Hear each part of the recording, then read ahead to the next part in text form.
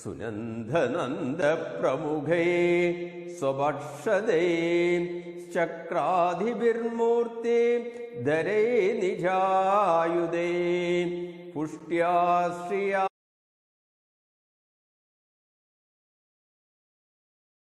നിഷേവ്യമാണം പരമിഷ്ടിനാം പതിം.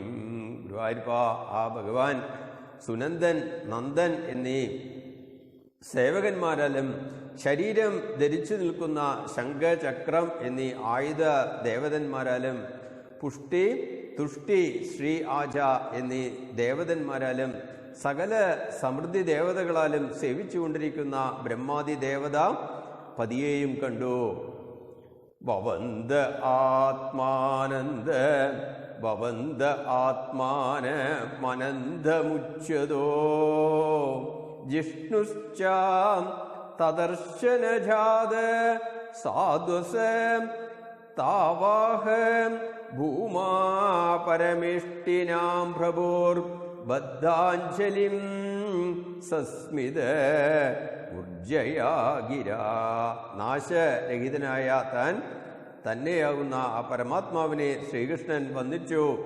ആ അത്ഭുതമൂർത്തിയെ കണ്ട് ഭയപ്പെട്ട അർജുനനും വന്ദിച്ചു.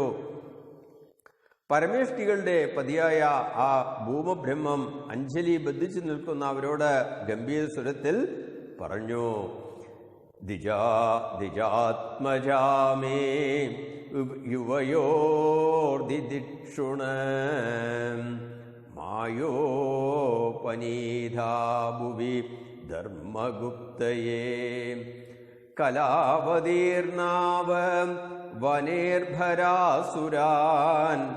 ഹത്വേഹ ഭൂയസ്തുരയേധമന്ദീമേ ഹത്വേഹ ഭൂയസ്തുരയേധമന്ദീമേ. ഭൂമിയിൽ ധർമ്മരക്ഷയ്ക്കായി അവതരിച്ചിരിക്കുന്ന നിങ്ങൾ എൻ്റെ അംശഭൂതന്മാരാണ്. നിങ്ങളെ കാണാനുള്ള ആഗ്രഹം ഉണ്ടായതുകൊണ്ട് ഞാൻ ബ്രാഹ്മണപുത്രന്മാരെ ഇങ്ങോട്ട് കൊണ്ടുവരിപ്പിച്ചു. ഭൂമിക്ക് ഭാരമായിരിക്കുന്ന അസുര രാജാക്കന്മാരെയെല്ലാം സംഹരിച്ചിട്ട് വേഗം ഇവിടെ എൻ്റെ അരികത്ത് വരണം. പൂർണ്ണകാമാവീയുവാം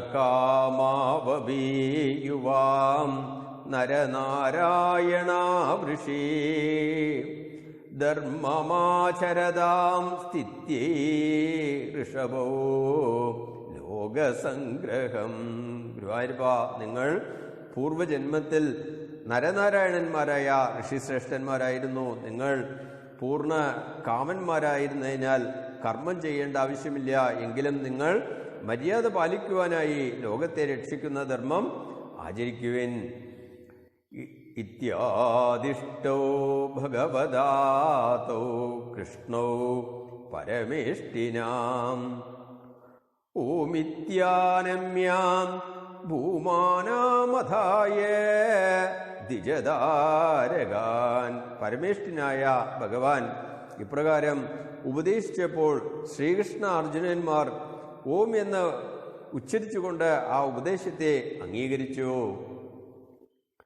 ഭൂമാവായ ശ്രീനാരായണനെ നമസ്കരിച്ചിട്ട് ബ്രാഹ്മണ ബാലന്മാരെ സ്വീകരിച്ചു. ജ്ഞാവർത്തതാം സ്വകം ധാമ സംപ്രഹൃഷ്ടോ യഥാഗതം വിപ്രായാത് ദദതോ പുത്രാൻ യഥാരൂപം യഥാവയ. ഏറ്റവും സന്തോഷത്തോടുകൂടി ശ്രീകൃഷ്ണനും അർജുനനും വന്ന വഴിക്ക് തന്നെ സ്വസ്ഥാനത്തെ പ്രാപിച്ചു. ബാലന്മാർ ജനിച്ച കാലത്തിന് വയസ്സിനും അനുസരിച്ചുള്ള രൂപത്തോടുകൂടി പുത്രന്മാരെ ബ്രാഹ്മണന് ദാനം ചെയ്തു. ബ്രാഹ്മണന് വളരെയധികം സന്തോഷമായി. ബ്രാഹ്മണവത്തിമാർ ശ്രീകൃഷ്ണ അർജുനന്മാരെ അനുഗ്രഹിച്ചു. നിശമ്യാ വൈഷ്ണവം ധാമ പാർത്ഥ പരമവിസ്മിത യത്കിഞ്ചിത് പൗരുഷം പുംസാം മേനേ കൃഷ്ണാനുകമ്പിതം.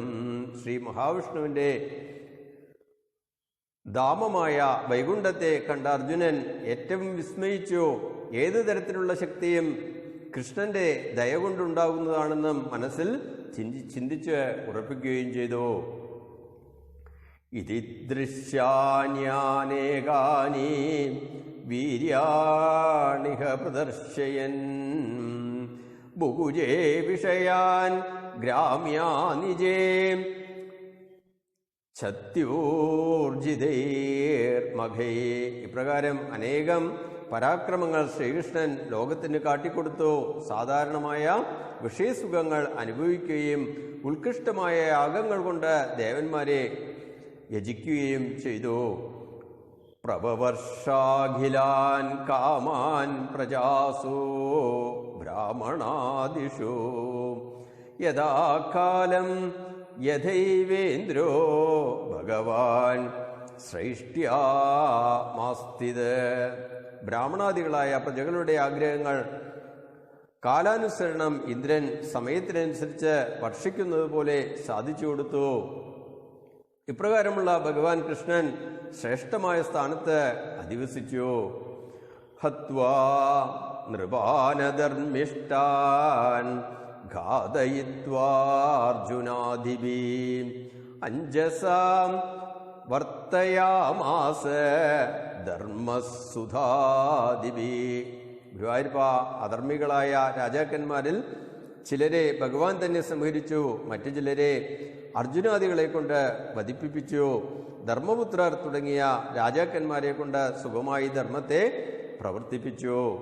ഇത് ശ്രീമദ് ഭാഗവതേ മഹാപുരാണേ പരമഹംസ്യ സംഹിതയാം ദശമസ്കന്ധേ ഉത്തരാർദ്ധേ നിജകുമാര നയനം നാമ ഏകോനനാവതിതമോധ്യായ.